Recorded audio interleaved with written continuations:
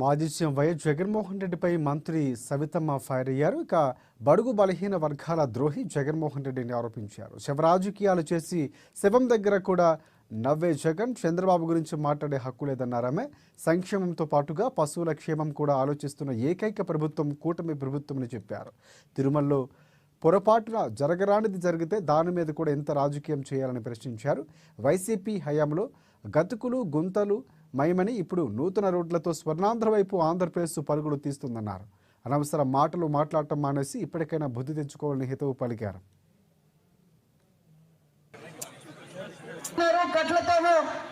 Gas ఇచ్చిన ఘనత మాన్య శ్రీ ముఖ్యమంత్రి చంద్రబాబు.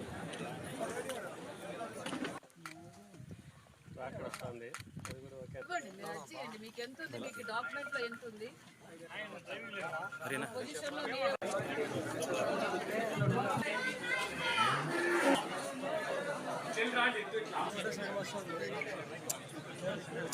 కట్లతోనూ గ్యాస్ ఇచ్చిన ఘనత మాన్య శ్రీ ముఖ్యమంత్రి చంద్రబాబు.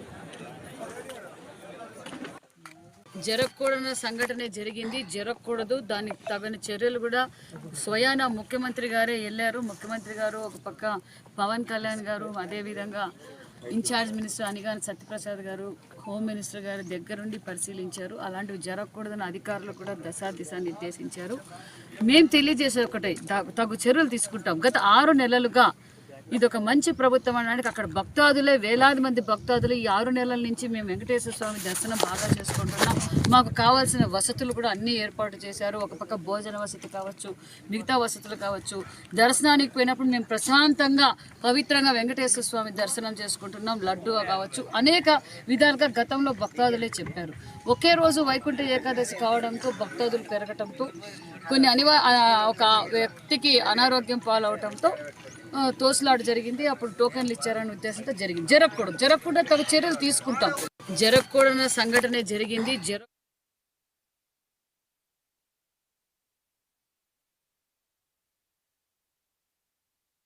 పశ్చిమ